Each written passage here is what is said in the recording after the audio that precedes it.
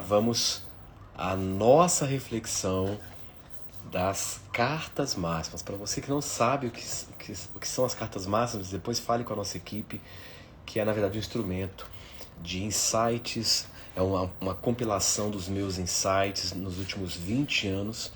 Então você pode usar isso como um instrumento de autoconhecimento ou até mesmo para você que atua na área de humanas e em setting de consultório, você pode usar esse recurso para catalisar insights. Então a carta de hoje, que é uma carta também bem pertinente ao tema, é sobre aceitação, né? Como eu sempre faço, eu não vejo a carta, eu deixo com que o campo, não é, seja direcionado para tirar aquela mensagem que é pertinente para esse grupo que tem a ver com o momento aqui de vocês. Então, essa carta ela diz o seguinte, é uma carta que eu gosto muito porque ela traz uma mensagem extremamente coerente para harmonizar as nossas vidas. Então, a aceitação é o espaço que você concede à mudança. Só essa parte aqui, só essa frase já diz tudo. É através da aceitação que é possível mudar. A aceitação consciente é resgatar a nossa adequação na vida e evocar toda a confiança presente em nós. Quando você aceita, você resgata o senso de adequação com a sua realidade. É uma qualidade que está além da condição de estagnação e inércia do conformismo. Ela representa a calibração do seu poder de ação a partir daquilo que pode ser agora. Quando você é capaz de aceitar em todos os níveis, você restaura a sintonia com a sua essência e com todas as coisas. Nesse estado, o sucesso total é inevitável e irreversível. Então, é uma mensagem muito pertinente para a humanidade como um todo, porque as pessoas, de modo geral, elas sofrem dessa síndrome, a síndrome da resistência. Não é? E enquanto nós não resgatamos a aceitação do como as coisas são, nós não restauramos o senso de adequação que nos dá o senso de capacidade para que possamos seguir em frente. Então, essa mensagem ela tem também uma certa conexão com o que nós vamos explorar hoje aqui nessa aula. E antes de começar, preciso dar um aviso muito importante. Eu já venho falando em algumas lives que nós estamos quase concluindo as inscrições para a segunda edição da nossa imersão presencial para dezembro em São Paulo, que é a imersão envolvendo a hiperincursão, o transe regenerativo, uma experiência em grupo, envolvendo o transe espiritual, que é uma vivência maravilhosa, em que nós passamos o dia todos juntos, em uma série de sensibilizações para que nos tornemos o meio adequado para que essa inteligência transpessoal, quântica, possa atuar através de nós e desenvolver o processo de cura que cada um precisa dentro daquilo que é compatível com o seu momento. Então, para você que quer fazer essa experiência, né, nós vamos ter a primeira edição agora em agosto, que já está esgotada. E para você que quer participar e não fez inscrição ainda, estamos aí na reta final para a turma de dezembro. Então, é importante que você entre no grupo do WhatsApp, aqui no link da bio, porque lá no grupo nós vamos passar todos os detalhes. E nesta quinta-feira, anote aí, nesta quinta-feira, às 19h30, nós vamos ter uma aula fechada no Zoom para explorar o tema transe espiritual. E vamos falar da dimensão da sombra, que é um aspecto nosso muito maltratado, que causa uma série de problemas nas nossas vidas, problemas ligados à prosperidade, a sucesso, enfim. Então, nesta quinta-feira, às 19h30, eu vou fazer uma aula fechada, uma aula magna especial no Zoom. Esse link não vai ser divulgado abertamente na internet, então é importante que você esteja no grupo fechado do WhatsApp, que lá, faltando alguns minutinhos antes de começar, nós iremos disponibilizar o link. Então, para participar dessa aula, para você que não faz parte do grupo dos interessados na Hiper, Depois vem aqui no link da bio, clica para você então entrar neste grupo. Então eu te vejo na quinta-feira nessa aula magna fechada. Tudo bem? Então, com isso posto, vamos iniciar o nosso tema de hoje. Sejam bem-vindos de volta, né, a esta exploração profunda da nossa consciência. E para você que está aqui agora, não assistiu a primeira parte, hoje nós vamos fazer a segunda parte do tema. Você está preso em um filme mental e nem sabe. Então, para você que ainda não assistiu a primeira parte, depois vá aqui no feed para assistir a primeira parte, para que o assunto faça um sentido maior dentro daquilo que você vai ouvir. Então, na primeira parte desse tema, que foi, não é, na última quinta-feira, nós iniciamos uma jornada muito importante e introduzimos a ideia central e provocativa, a de que nós estamos vivendo imersos em um verdadeiro filme mental contínuo, muitas vezes sem perceber. Então, a grande maioria das pessoas não percebe que está presa em um filme mental, né? Lidando com aquilo que está se passando aqui dentro, ao invés de estar conectado à vida e vivendo a vida. Nós passamos boa parte do tempo sofrendo as nossas memórias, ao invés de viver a vida. Sofrer as memórias é uma coisa, viver a vida é outra, completamente diferente. O fato é que nós passamos muito tempo encerrados dentro das nossas cabeças, nos debatendo com memórias. E memórias são pensamentos, são ideias que se conectam umas às outras, formando verdadeiras narrativas que constroem atmosferas psíquicas através das quais nós iremos então determinar a maneira como funcionamos no mundo. Isso é muito sério, porque quando você entende que as tuas reações, as tuas escolhas, né, via de regra, elas estão sendo provocadas não pela realidade lá fora, mas pelas narrativas e as interpretações que você constrói aqui. Então, nós temos uma chave incrível, porque se eu interfiro na narrativa, se eu interfiro na interpretação, se eu consigo romper com essa construção, eu me liberto do filme mental e tenho mais chance de desenvolver uma vida com mais plenitude, com mais paz, com mais sentido, com mais propósito. Então, nessa primeira parte, nós exploramos como a nossa mente funciona como uma incansável criadora de narrativas, constantemente interpretando, constantemente julgando e projetando histórias sobre a realidade. Não é? Uma coisa é a realidade acontecendo, outra coisa são as histórias que estamos contando para nós mesmos sobre o que acontece. Vimos também que o que nos causa o sofrimento não é a experiência direta no mundo. Nós temos essa impressão equivocada de que o que nos causa sofrimento tem a ver com aquilo que nos acontece. Então, é comum associarmos o sofrimento humano aos eventos. E se você fala isso abertamente, as pessoas ficam até com raiva, porque elas não admitem, elas não querem entender isso. E é por isso que elas continuam sofrendo. Né? Então, o que nos causa sofrimento não é a experiência direta no mundo.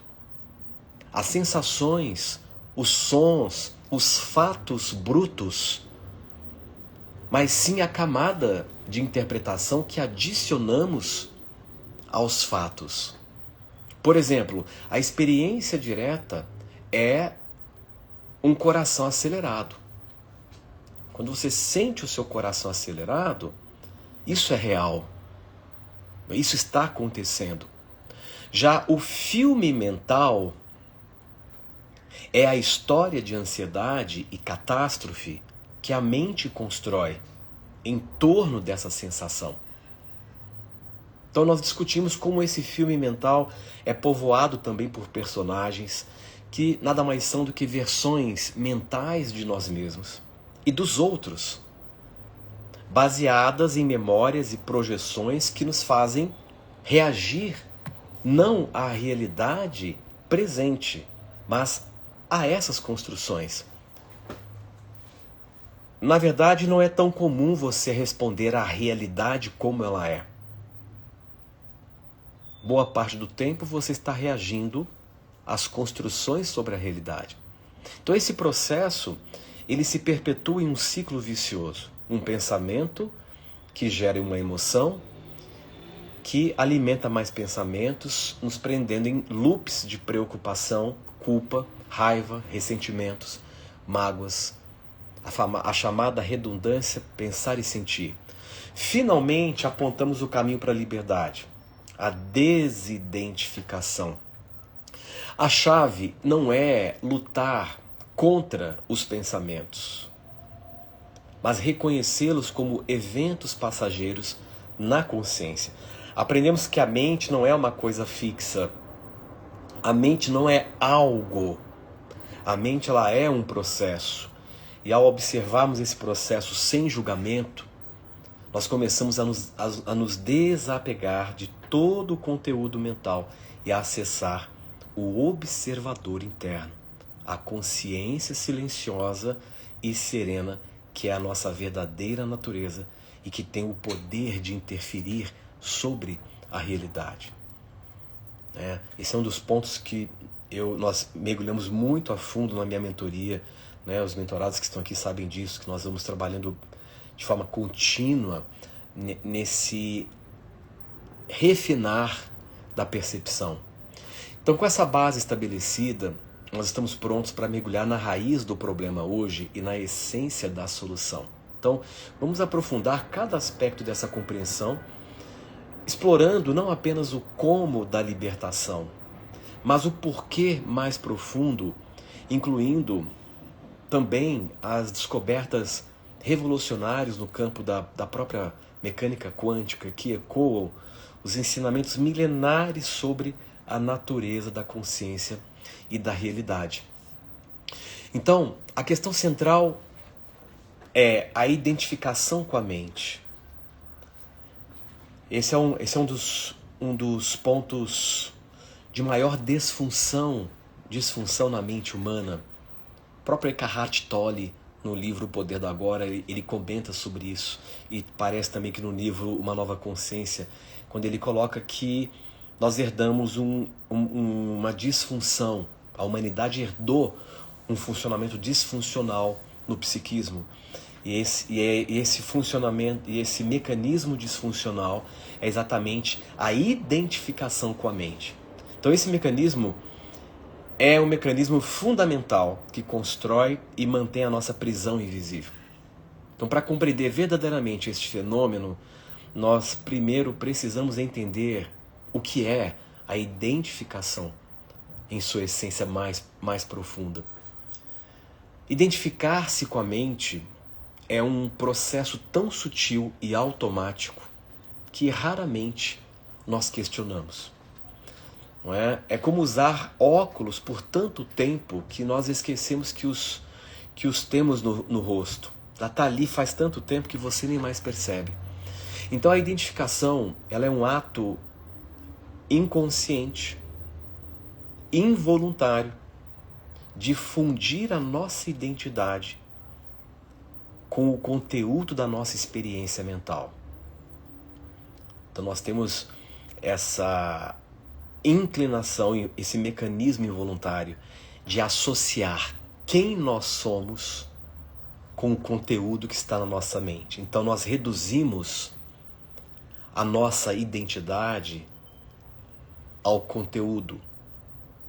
Um dos maiores equívocos filosóficos, na minha opinião, foi cometido por René Descartes, quando ele coloca a célebre frase cogito ergo sum, penso, logo existo. Quando ele coloca quando ele faz essa colocação, ele comete um erro essencial, porque ele equipara o ser ao pensar. Ele equipara o existir ao pensar. E no paradigma metafísico, no paradigma espiritualista, Nós existimos antes e além do pensamento. Então, penso, logo existo, é um erro filosófico.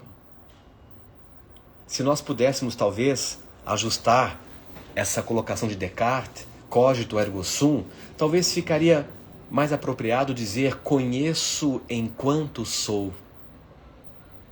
Conheço enquanto sou, porque para eu conhecer, para eu saber, eu preciso primeiro existir. Para eu produzir o pensamento, eu preciso existir enquanto consciência a priori. E hoje nós temos uma série de indicações muito claras de que a consciência não é o resultado, não é um epifenômeno do cérebro, como as ciências médicas, a própria neurociência ainda sustenta, apesar de não ter localizado e não vai localizar a consciência no cérebro, porque não está no cérebro. O cérebro está na consciência e não a consciência no cérebro. E se nós entrarmos na perspectiva quântica, considerando que o colapso da função de onda, para que a probabilidade se realize enquanto realidade, há que se ter a priori a presença de um observador, então nós estamos penetrando na causação descendente. Há que se ter algo que perceba a existência do universo para que o universo exista. Se não houver algo que lhe perceba a existência, o universo não existe. Essa é uma frase também famosa do Amit Goswami, físico. Não é? O universo não existe se não houver algo que lhe perceba a existência. Mas eu não quero me estender muito dentro dessas elucubrações aqui filosóficas, mas para nós é interessante entender que essa colocação de Descartes, ela é um erro essencial. Porque quando você equipara o ser ao pensamento, você está sustentando de que o ser é o resultado do pensamento. E nós estamos vivendo presos nessa ilusão. Porque, como eu sempre coloco, quando alguém pergunta para você quem você é, via de regra, você vai contar uma história sobre quem você pensa ser. Você vai estruturar uma série de memórias e vai construir uma narrativa e extrair desta narrativa um senso de identidade, e essa identidade ela é parte de uma história. Então, essa identidade ela depende de conteúdo. Ela depende de conteúdo. E quando você então acredita que você é o conteúdo da sua mente, você se limita numa cadeia de informação ilusória. Então você está reduzindo você, que é um ser infinito, atemporal, vasto, profundo, que nunca foi criado nem vai deixar de ser, e você então tenta comprimir essa vastidão numa xícara de chá chamada a minha identidade, baseada em pensamentos. Então a identificação é esse ato inconsciente que nos funde a uma identidade completamente passageira, móvel, periférica, mutável, baseada em conteúdos da nossa mente. Independente do que você tenha vivido no passado, ainda assim, para você nesse instante, tudo que você viveu são apenas memórias, não deveria definir quem você é. E por que é comum, né? Eu sou fulano, nasci em tal lugar, eu passei por isso, por aquilo, meu pai me rejeitou, minha mãe fez isso. Por que a gente fica preso nas memórias do que aconteceu para reforçar quem somos? Você tem total liberdade para escolher como você quer se sentir, independente do que você já viveu. Então, essa fusão da identidade com o conteúdo é como acreditar sem questionar que você é a voz da sua cabeça, que você é as suas emoções, que você é suas memórias e as suas projeções futuras. Não é? Na aula anterior eu falei sobre isso.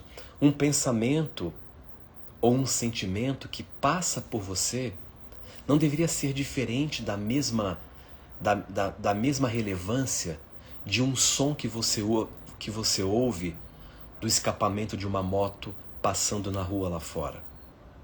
Um pensamento não deveria ser diferente, em termos de percepção, a de um carro que está cruzando a rua lá fora.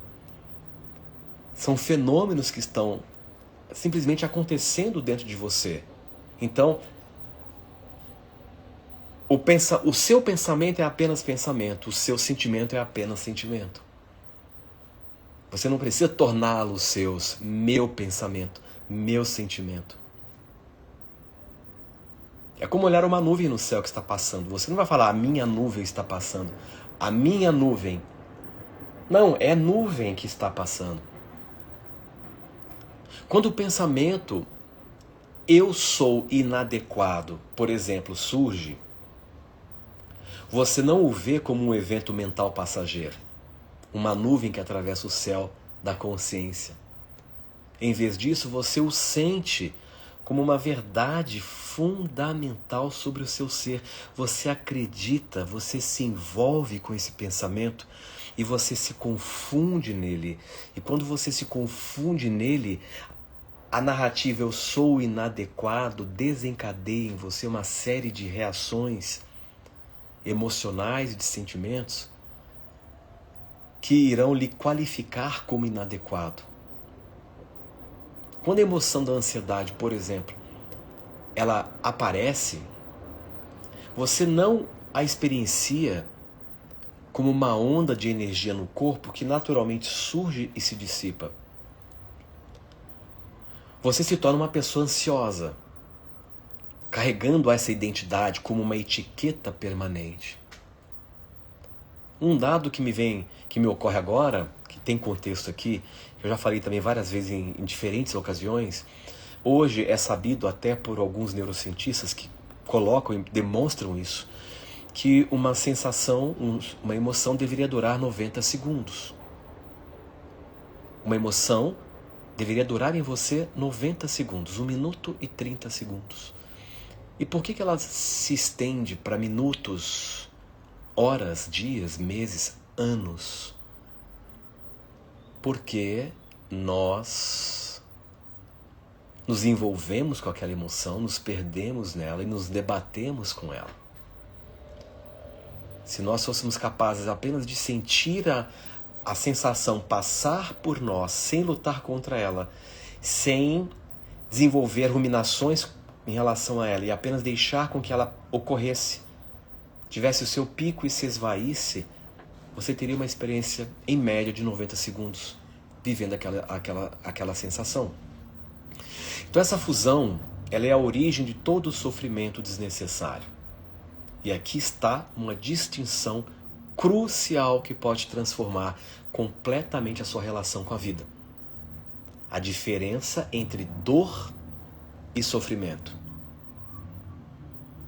A diferença entre dor e sofrimento. E entender o mecanismo da identificação é encontrar a chave. Ou é encontrar a porta para sair do cinema, para abandonar o filme. Percebe? A dor, ela é uma parte inevitável da experiência humana. Geralmente, quando falamos de dor, nós estamos falando de um fenômeno fisiológico. Então, é parte da experiência. Perdas acontecem, corpos envelhecem, relacionamentos terminam, desafios surgem. Bem-vindo à vida. Isso é vida. Isso é viver. A dor, ela é geralmente uma resposta sensorial e fisiológica direta a um evento. Isso é dor. É uma experiência sensorial e fisiológica direcionada a um evento. Bati a minha mão na parede. Doeu. Isso é dor. é uma experiência direta, é um fato. É um fato. Ela é uma resposta natural do sistema físico e, portanto, ela é temporária, porque a dor física, ela existe para ser superada. Ela não existe para permanecer. Ela existe na medida em que o seu sistema reconhece que há alguma coisa errada e que precisa de reparo, e quando então há o reparo, o processo de dor cessa. Então é uma experiência sempre temporária. E em muitos casos até mesmo útil, porque ela nos informa sempre que algo precisa de atenção. Então até aí tudo bem? Ok. O sofrimento, por outro lado, é algo completamente diferente. Dor é um fenômeno fisiológico. Sofrimento é um fenômeno psicológico. Sofrimento, portanto, é um fenômeno mental. E se é um fenômeno mental, ele não pode estar associado a um fenômeno físico. Se sofrimento é um fenômeno psicológico, se é um fenômeno da mente, ele não pode estar condicionado a um evento real. Percebe? O sofrimento, ele, portanto, é o resultado de uma distorção que nós produzimos de um fato. Então, o sofrimento, ele é o fruto da construção de uma narrativa sobre um fato. Vamos entender isso. Quando nós construímos uma narrativa sobre algo que nos aconteceu, e geralmente essas narrativas, elas vêm carregadas de folclore emocional e alegorias psicológicas que distorcem a natureza do fato. Essa percepção adulterada do fato, que se torna um filme mental dentro de nós, se torna uma lente dramática sobre o que aconteceu. Então, quando eu olho para um fato a partir de uma lente dramática, eu tendo a resistir àquilo. E essa resistência emocional, a partir desta lente dramática sobre o fato, é o que nós conhecemos como sofrimento. Então, essa distorção, ela acaba sendo perpetuada por uma mente identificada. É a história que nós estamos contando sobre o evento. Ou até sobre a nossa dor. Então, quando eu estou na lente do sofrimento, a dor ou o evento, eles ficam hiperdimensionados pela resistência ao próprio evento. Então o sofrimento, ele é sempre a resposta a uma narrativa sobre algo que está acontecendo. Portanto, sofrer é opcional. Portanto, o sofrimento é sempre autogerado. E, em última instância, completamente desnecessário. Porque você não aprende com o sofrimento. Porque o sofrimento, ele te aprisiona numa ilusão. Como você vai aprender sobre algo se você está usando uma lente que é uma ilusão para interpretar aquele algo? Percebe? Muito pelo contrário, nós passamos a aprender a partir do momento que nós somos capazes de vazar a bolha do sofrimento para perceber a realidade como ela é e lidarmos com ela. Tá? Então, para que o sofrimento exista, tem que haver alguém disposto a sofrer. Tem que haver alguém disposto a construir narrativas dramáticas sobre o que está acontecendo. Então, todo sofrimento é autogerado. Eu sei que nós temos essa noção. As pessoas até gostam porque é mais confortável. É muito mais confortável projetar a causa do teu sofrimento em alguém. Claro que é mais confortável. Sobretudo se você está preso, não é? Nessa imagem de vítima. É muito mais confortável você sair culpando meio mundo. É muito mais confortável falar que a coisa que aconteceu que está te causando sofrimento. É mais confortável achar que o não do outro que está te causando sofrimento. Mas nada disso está causando sofrimento. Porque os fatos são apenas fatos. É você que vai escolher como lidar com os fatos. Se você vai lidar com o fato como ele é, ou se você então vai distorcer o fato através de uma narrativa e sofrer o fato pela sustentação da narrativa. Então vamos considerar um exemplo. Você recebe uma crítica dura de alguém importante para você. Alguém te criticou. E aquilo te causa uma sensação desconfortável. Né? É uma resposta que você sente de estresse físico no corpo. Mas então a mente identificada entra em ação. Ela começa a construir uma narrativa. Ele não me respeita. Eu sempre falho. Nunca vou ser bom o suficiente. E assim aquela pessoa revive a cena repetidamente, imaginando o que deveria ter dito, como ela deveria ter planejado, e começa então a planejar uma defesa, se defender. E geralmente quando a gente está muito envolvido com as narrativas, a defesa que nós usamos ou é o ataque direto, nos tornamos o agressor emocional daquela pessoa, ou nós projetamos na pessoa. Então, para quem tem uma natureza mais agressiva, quando sente pressão, agride. Para quem tem uma natureza mais introspecta, quando sente pressão, se vitimiza. Tá? Então, a partir dessa narrativa, de toda essa história que ela começa a rodar dentro dela, ela projeta cenários futuros onde essa crítica se torna uma profecia autorrealizável. O sofrimento de se sentir humilhado, de remoer as palavras, de construir uma narrativa de vitimização ou de planejar uma vingança pode durar dias, meses e até anos. Aquilo pode virar uma mágoa, porque a pessoa é tão resistente, ela é tão difícil com ela, que ela não consegue se liberar do próprio mental dela. E ela fica se debatendo com aquela história e carregando aquilo.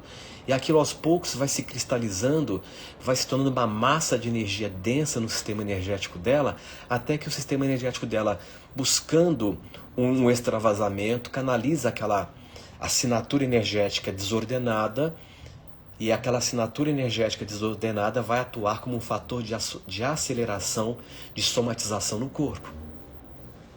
E aí você tem a gênese de um câncer. Mas onde tudo começou? Numa interpretação, numa história. Ah, teve a ver com o fato porque a pessoa disse tal coisa? Não teve nada a ver com o fato. E nem com o que foi dito. Teve a ver com as narrativas. O enredo que você deu por conta própria, a partir do que estava acontecendo. Eu não estou dizendo aqui que se alguém invadir o seu espaço e falar algo com você, que você não pode se colocar. Mas você pode se colocar, mas essa colocação ela vai estar livre de sofrimento, porque você está em contato com o fato, com a realidade como ela é. Você não está levando para o pessoal. Na verdade, isso nem importa para você. O que as pessoas pensam sobre você o que as pessoas dizem ou deixam de dizer não deveria ter relevância nenhuma na sua vida. Porque nada disso é importante de fato. Mas o que você pensa sobre você, e o que você pensa sobre a sua vida e sobre as pessoas, isso tem um peso enorme. Porque é você pensando.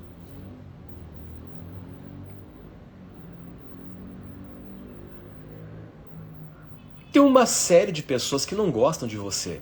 E que você nem sabe, nem imagina. E portanto, por não saber e não imaginar, não existe para você.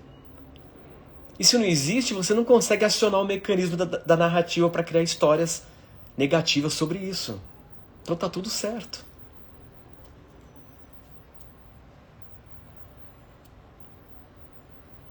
Tá?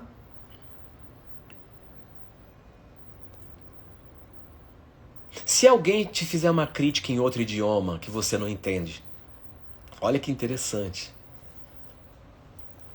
Tem uma pessoa de um outro país cuja língua você não conhece absolutamente nada e ela para na sua frente com um sorriso e começa a vociferar uma série de palavras críticas, palavrões contra você.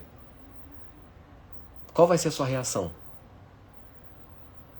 Vai ser a reação que você vai gerar a partir da narrativa que você constrói ao perceber o fato. Nossa, ela tá rindo de mim. Ela deve estar achando engraçado alguma coisa. Então mudou a interpretação porque, na verdade, você não está conseguindo interpretar o que realmente está acontecendo. Não é verdade? Então, uma atitude de afronta de alguém, para você, vira algo cômico. Porque, na sua interpretação, aquilo não é importante.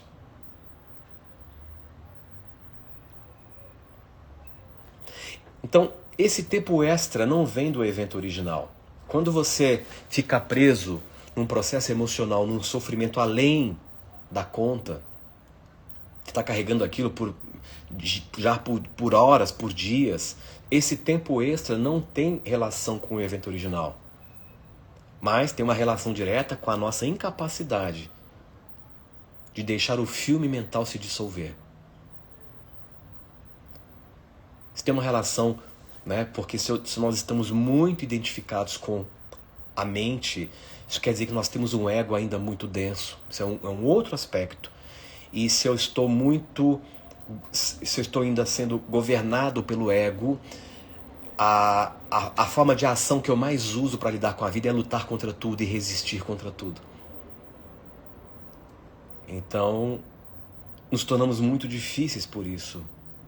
Porque nós queremos ter sempre razão em detrimento da nossa paz. Queremos provar que estamos certos o tempo todo. Eu acho curioso, quando eu estou de carro, eu fico observando no trânsito, às vezes tem uma pessoa passando, ela é incapaz de parar o carro para ceder 2 segundos para o outro seguir. Ela quer ficar na frente. Ela precisa estar à frente. Ela não pode ser gentil, porque na concepção dela, viver é uma competição, é uma luta e eu tenho que sempre ser o primeiro. Este aqui tem que ficar atrás de mim. Eu não posso perder 2 segundos, porque isso vai ferir o meu ego. Eu vou achar que eu fui mole, eu deixei ele passar na minha frente. Olha o nível de paranoia que o ser humano vive. Então não seja essa pessoa. Agora dando exemplos, não seja essa pessoa que quer ser o primeiro no trânsito. Isso não leva a nada. Isso só reforça em você um mecanismo disfuncional. Seja aquela pessoa gentil, faça a escolha de ser gentil. Faça a escolha de cooperar.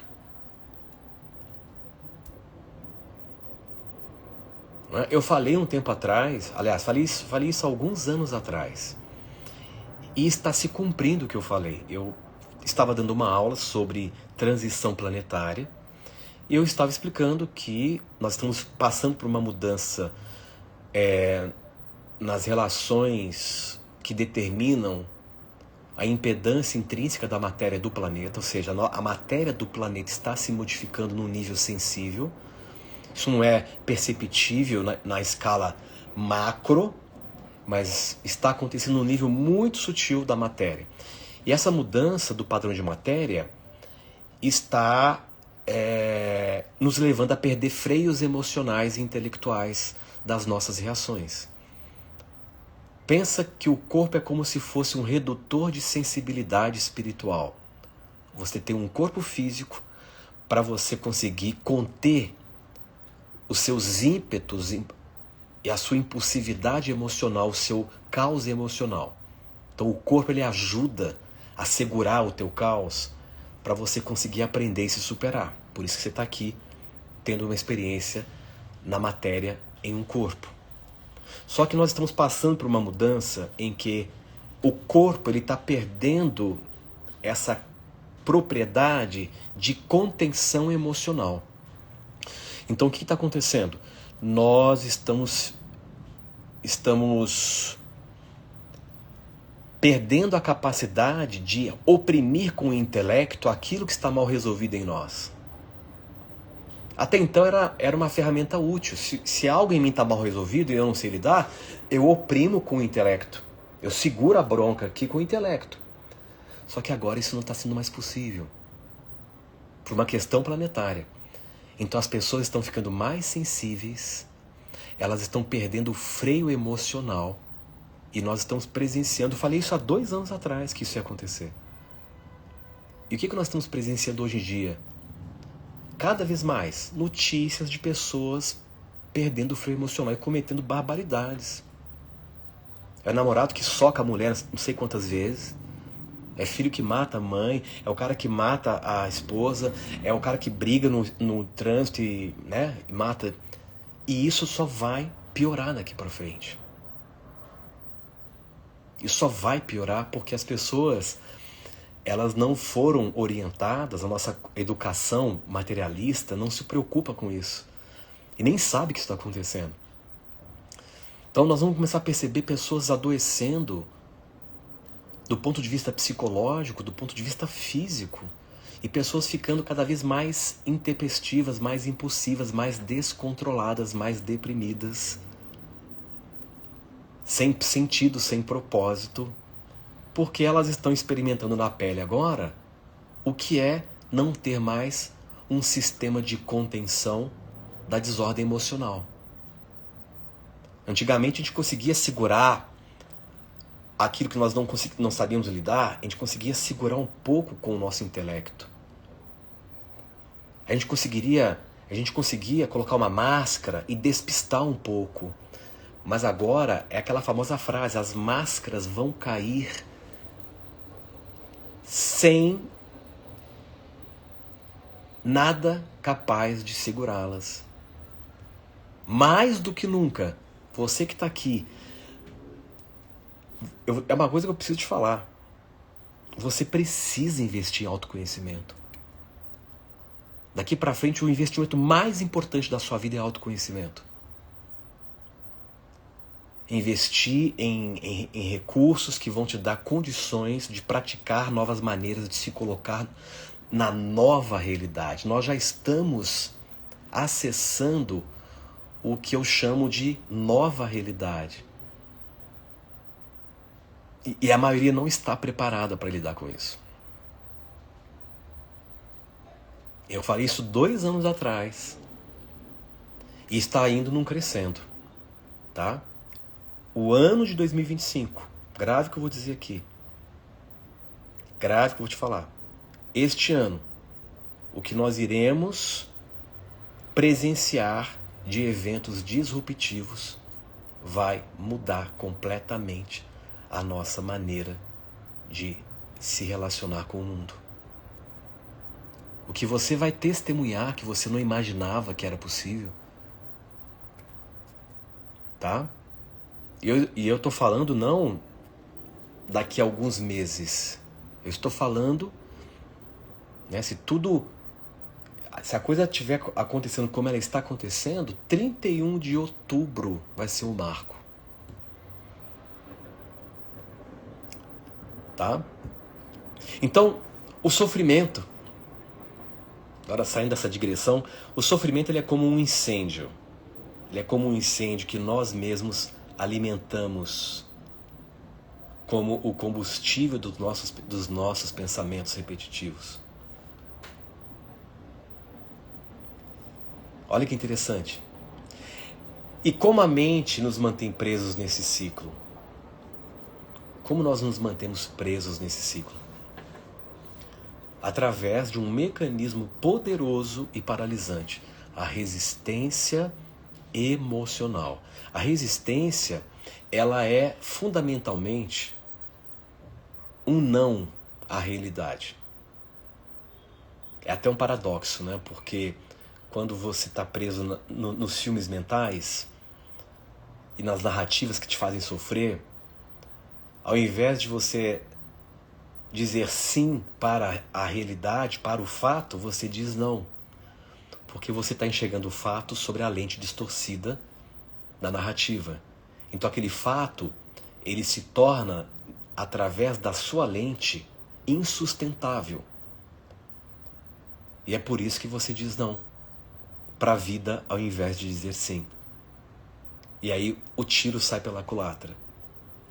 Porque, já falei isso várias vezes também, porque nós temos a falsa ideia de que quando resistimos a algo que nos incomoda, essa ação de resistir é uma espécie de força de resolução. Você não tem essa sensação?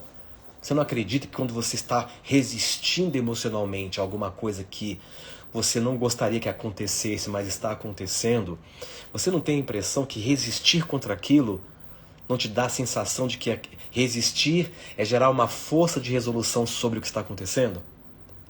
Só que acontece exatamente o contrário. A resistência, ela te leva de forma indireta a investir mais da sua energia para sustentar aquilo que você não quer mais lidar ou viver. É a tensão interna que surge quando a vida não corresponde às expectativas da sua mente condicionada, daquilo que você elegeu como ideologia de mundo para você ser feliz. Então, de repente, você criou uma ideologia de como alguma coisa tem que ser e elegeu aquilo como uma promessa de te fazer feliz, então aquilo tem que acontecer. Porque você desenvolveu essa ideologia e que está agora envolvido com essa ideologia, e o envolvimento com uma ideologia é chamado de expectativa. Agora aquilo precisa acontecer para você ser feliz. Mas e se não acontecer? Bem-vindo à vida. Viver é entender que nem sempre a vida vai corresponder às tuas expectativas. E tudo bem, isso faz parte do viver, faz parte do nosso caminho de maturidade. Aprender a frustrar o outro e aprender a lidar com a frustração que o outro nos oferece é o que nos torna forte. É o que dinamiza a nossa confiança e autoestima. E na sua trajetória você irá precisar frustrar muita gente. E irá precisar lidar com a frustração de que muita gente vai te oferecer. Olha, não quero. Como assim você não quer? Não quero. E quando eu receber esse não, eu vou precisar ter a cabeça boa para falar ok. Não esperava isso, mas tudo bem. Eu tô disposto a lidar. Porque eu sei que nem tudo vai ser como eu quero, na hora que eu quero. E eu já tenho esta flexibilidade psicológica para soltar rapidamente uma expectativa, se preciso for. Um dia desse eu vi uma entrevista de um psicólogo, achei muito interessante ele falando que ele tinha pacientes, adolescentes incríveis, inteligentíssimos, jovens que falam 3, 4 idiomas, extremamente bem articulados. A namorada fala em terminal, o cara pensa em suicídio. Peraí, mas Ela só está dizendo não e ela tem direito de dizer não, como você também tem direito de dizer não. E você já quer descontinuar a sua vida por isso, assim? Como? Mas não é o que está sendo dito. É aqui, ó, a narrativa. O filme mental que você está preso. Ai, vou acabar sozinho e agora minha vida está arruinada, acabou, eu não posso mais viver sem ela. Aí você entra, se perde na alegoria psicológica.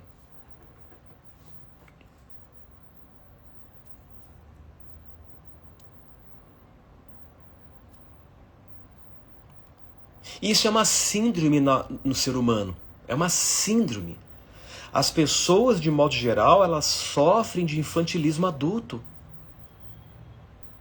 São adultos do ponto de vista cronológico, biológico, mas do ponto de vista psicológico, ainda estão funcionando como bebês.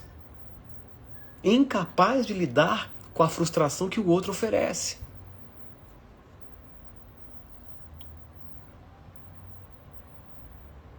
A sua namorada te disse não. Você está num planeta com 8 bilhões de possibilidades. Como uma única possibilidade pode superar 8 bilhões de possibilidades de relacionar-se. Não é curioso isso?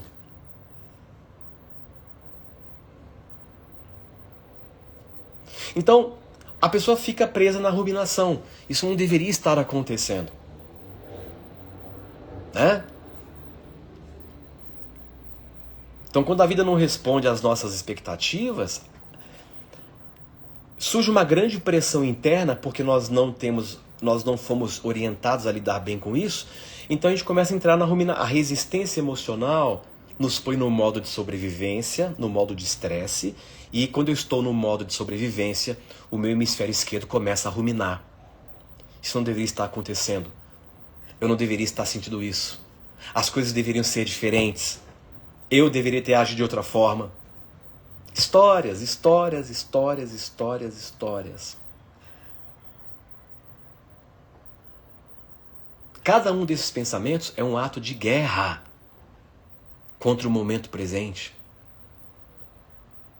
Quando você fica preso nessa ruminação, você não percebe que você está estabelecendo uma aliança com a sua cabeça para travar uma guerra civil com o momento presente. É uma tentativa completamente fútil de reescrever a realidade através da força do braço, através da força de vontade mental. A resistência ela opera em diferentes e múltiplas camadas. Então há, por exemplo, a resistência primária, o não inicial a uma experiência desagradável. Mas há também a resistência secundária, que é a resistência à nossa própria resistência. Eu não deveria estar me sentindo ansioso. Uma pessoa espiritual não sentiria raiva. Eu já deveria ter superado isso. São os discursos que surgem. Essa segunda camada de resistência ela é frequentemente mais dolorosa que a experiência original. Então veja, a resistência emocional, psicológica, ela é o combustível do sofrimento.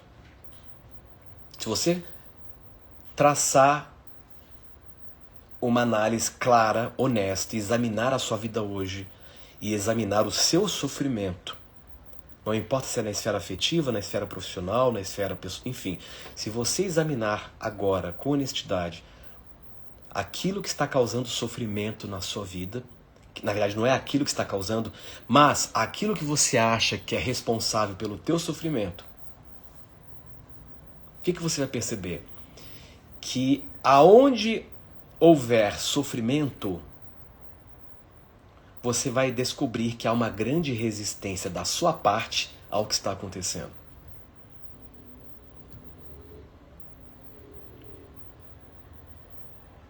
Quando você resiste a um sentimento de tristeza, por exemplo, Você não o elimina. Vamos supor, alguém que você gostava muito morreu. Fez a transição. Qual é o sentimento natural que emerge de um fato desses? Perder alguém que você gosta. Tristeza. E não há nenhum problema sentir os sentimentos. As emoções colorem as nossas vidas, elas fazem parte do viver. Então você constata o sentimento de tristeza, acolhe esse sentimento, não nega, não luta contra, não resiste a ele e vive o ciclo da tristeza em você. E como você não está resistindo, ele vai cumprir o seu ciclo e vai concluir.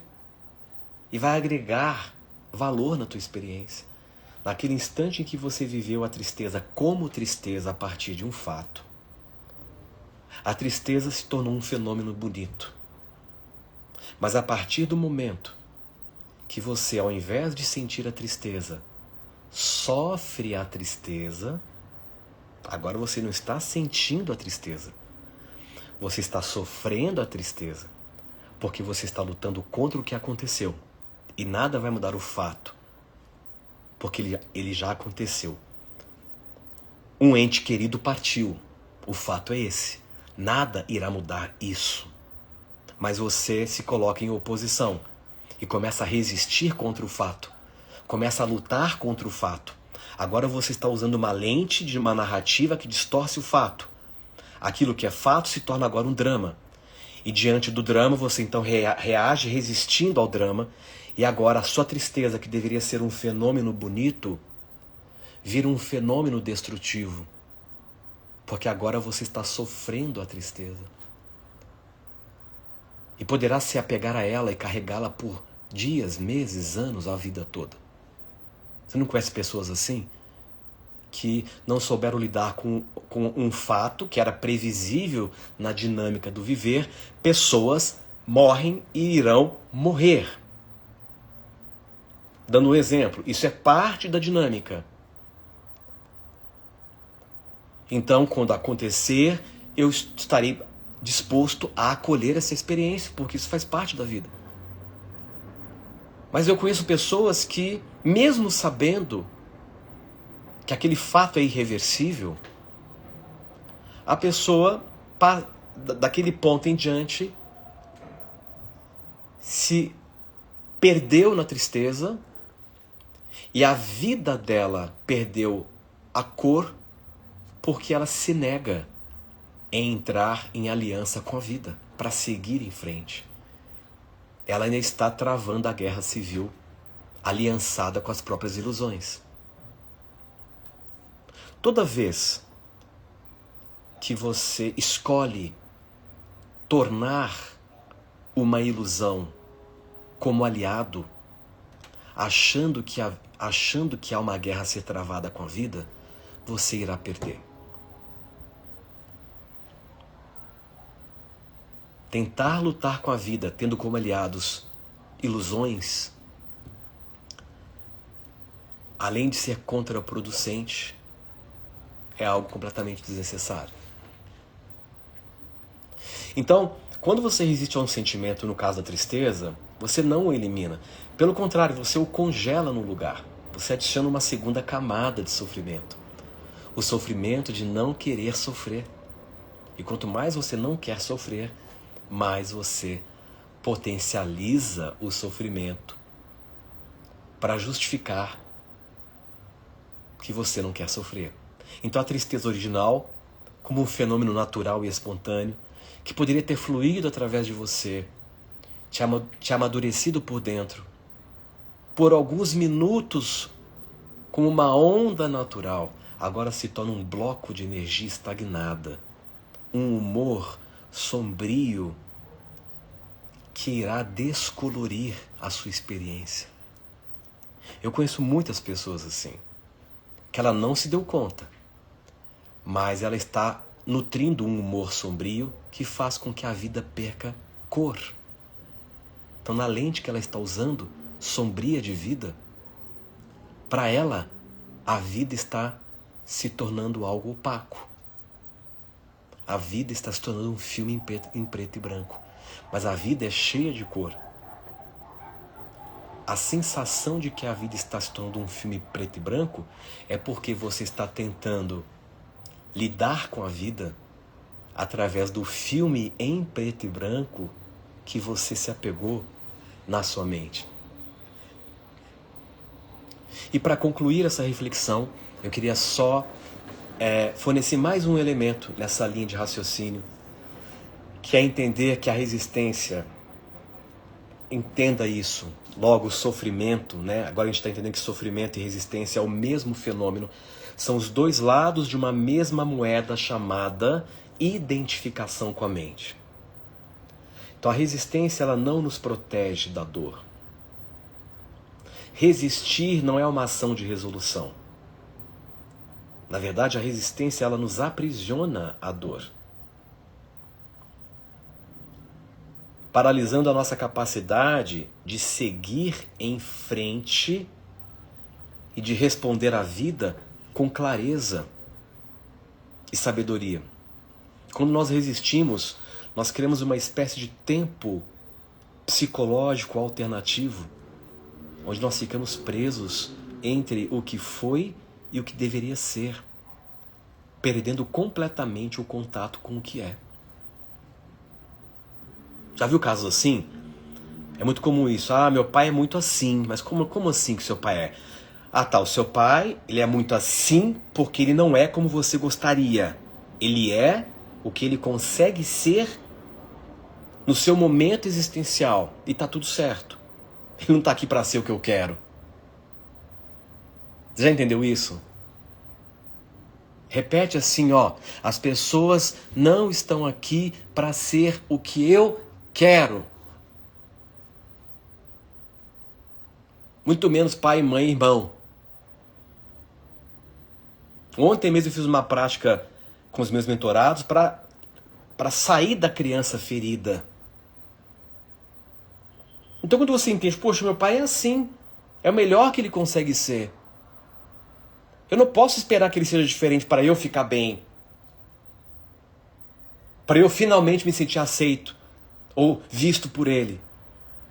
E com ninguém eu posso ser assim. Porque aí eu vou sofrer muito, porque na hora que a pessoa mostrar a realidade do que ela é, essa realidade vai se chocar com a ideologia que eu estou apegado. E estou eu de novo na frustração.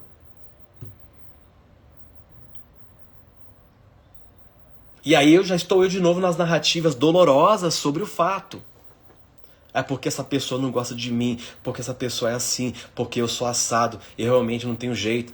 Aí você acabou, vira um filme, um verdadeiro drama mexicano. Quando nós resistimos, nós criamos essa espécie de tempo alternativo. Então nós ficamos presos entre o que foi e o que deveria ser, perdendo completamente o contato com o que é.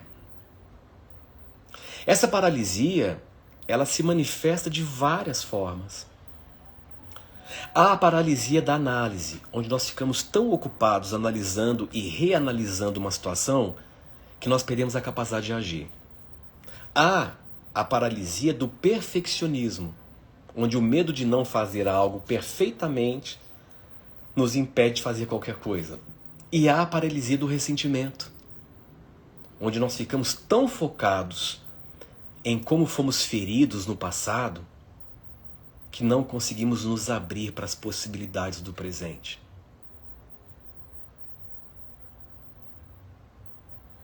Então, quando a gente começa a entender isso que eu estou colocando aqui, que envolve mudança de postura diante da vida, quando a gente entende isso, nós passamos a entrar num modus operandi diferente. Um modus operandi em que você reconhece que é mais saudável liberar as pessoas e se liberar. Você começa a renunciar o exigir, o insistir e o resistir. Quanta energia você gasta exigindo dos outros, insistindo com coisas, resistindo ao que foi. Sendo que é muito mais fácil conservar toda esta energia, ficar no seu lugar e fluir com a vida, cooperando. Talvez a palavra-chave aqui, que é o antídoto, se a gente pudesse sintetizar um antídoto para tudo que eu estou colocando, seria a palavra que as nossas células do corpo entendem muito bem. Toda a nossa fisiologia funciona a partir deste princípio que garante a homeostase. Cooperação. Cooperar. Cooperar, cooperar, cooperar. Coopere com o seu passado, coopere com o seu presente, coopere com a sua natureza. E cooperar com o passado é olhar para ele e falar assim: passado, eu finalmente libero você de mim. Eu deixo você passar. A partir de uma aceitação irrestrita e absoluta, a partir da quebra de todas as resistências. Muito que aconteceu não foi como eu queria, mas foi como deveria ter sido, está tudo bem e eu libero, porque nada está te segurando. Isso eu já sei pela minha experiência de vida. Nada nos segura, nada nos prende, somos nós que nos prendemos. Por resistência, por rebeldia, por arrogância. Mas quando você consegue sair da arrogância e você então libera o passado, porque o passado não está te segurando. A gente usa essa semântica. Porque o passado me prende. Não, você está prendendo o passado em você, é diferente. Então a resistência ela também cria o que nós poderíamos chamar de identidades de sofrimento. Tornamos-nos a pessoa que foi traída. Tornamos-nos o profissional que não é reconhecido. Tornamos-nos a mãe que se sacrifica. Essas identidades construídas através das narrativas em torno das nossas feridas e resistências se tornam tão familiares que inconscientemente nós passamos a defendê-las. Então elas nos dão um senso de self, mesmo que seja um self baseado no sofrimento. Por isso que tem pessoas que não conseguem viver sem sofrer, porque o sofrimento é parte principal do senso de identidade dela. Então ela só se sente existindo quando ela tem sofrimento. E como é que para de sofrer uma pessoa dessa? Se para ela a vida só faz sentido, ela só tem um senso de identidade se ela continuar sofrendo. Percebe como é delicado? Então qual é o paradoxo? Para a gente fechar essa linha de reflexão hoje. O paradoxo é que quanto mais nós resistimos a uma experiência, mais poder nós damos a ela sobre nós. O que resistimos se torna algo com grande persistência no nosso campo de realidade. Eu já falei isso várias vezes aqui. Toda vez que você se indigna, você vê um vídeo aqui no Instagram, por exemplo, e aquele vídeo te causa uma indignação a um nível tal que você reage emocionalmente, você julga aquilo mesmo sendo mentalmente, você combate aquilo.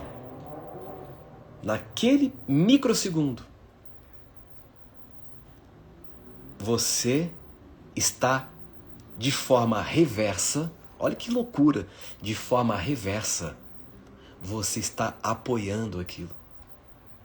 Você está conferindo grau de persistência para que aquilo continue existindo no seu campo de realidade e, consequentemente, no mundo. O revoltado, o indignado,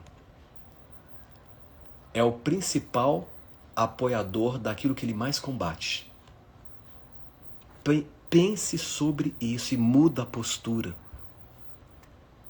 Porque não adianta nada você ouvir o que eu estou falando aqui, achar legal, bonito, e na hora que você virar as costas aqui da telinha, já está você ali de novo, mergulhado em vídeos e criticando e combatendo, julgando, condenando. Você voltou a ser o apoiador daquilo que você mais rejeita. Olha que paradoxo. Isso foi um dos maiores insights que eu tive quando eu entendi isso. E depois eu estudando outros autores, eu vi que muitos outros pesquisadores também já tinham chegado a essa compreensão. E é por isso que muitas pessoas não conseguem mudar as suas vidas, porque elas não percebem que elas se tornaram apoiadores ativos de um sistema que elas combatem. Mas o antídoto aqui é simples, para a gente encerrar. O que aceitamos com paz de espírito? Quando você aceita um fato, olha que eu vou colocar, quando você aceita um fato como ele é, de verdade, né? Aqui não estou me referindo a conformismo, a resignação. Aceitar é o ato simples de estabelecer um alinhamento entre você e o fato, sem o ruído de folclores psicológicos. Mas quando você é capaz de realmente olhar para algo e aceitar aquilo com paz, com a disposição de lidar com aquilo, de cooperar com aquilo da melhor forma, você está... A gente volta para a carta máxima de hoje, né? Você está liberando espaço para que a transformação aconteça.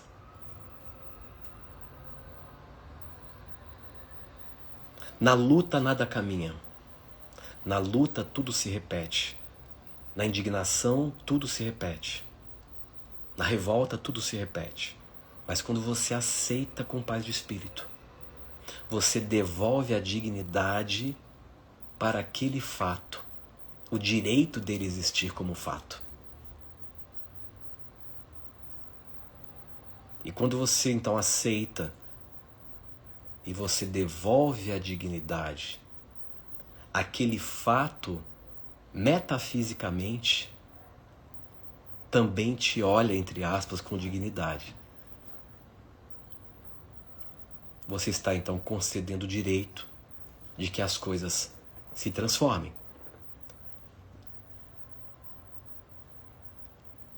A resistência é como tentar parar um rio com as mãos. Você pode criar turbulência temporária, mas o rio sempre encontra o seu caminho e você ficará exausto no processo. Então, com isso posto, eu espero que vocês tenham seguido comigo nessa jornada de reflexão. Eu até me estendi um pouco por conta desse campo fantástico que está aqui hoje.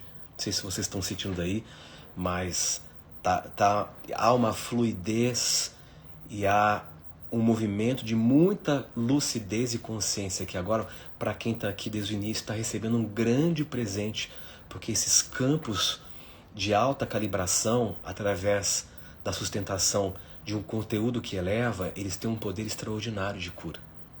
Eles têm o poder de interagir com o seu campo e te libertar das ilusões que você insiste em ficar preso na sua cabeça. Então, fiquem bem, espero que vocês tenham apreciado, né? E por incrível que pareça, gente, eu teria muito mais conteúdo para continuar passando aqui. Quem sabe a gente não faz uma parte 3 para fecharmos todo esse circuito de informação envolvendo esse tema. Você está preso em um filme mental e não sabe. Quem gostaria aqui de uma parte 3, só para eu saber? Que aí vocês vão colocar aqui para ver se vai valer a pena fazer a parte 3 ou não.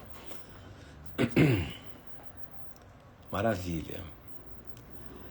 Fechou então, pessoal. Então é isso. Fiquem bem, fiquem em paz, fiquem com vocês. Uma ótima noite a todos, uma ótima semana. E espero vê-los então em breve. Lembrando que na quinta-feira desta semana, às 19h30, nós vamos ter uma aula magna fechada no Zoom para falar da experiência do transe espiritual. Tem tudo a ver com o que eu coloquei aqui hoje. E vamos falar também do mecanismo por trás da hiperincursão, que é essa imersão maravilhosa envolvendo a cura espiritual. Pessoal, aqui todo mundo dizendo eu, né? Então vamos fazer uma terceira parte em breve para a gente retomar desse ponto que nós paramos aqui e continuar essa jornada, né, rumo a mais consciência. Pessoal, forte abraço, fiquem bem, fiquem em paz. Até breve.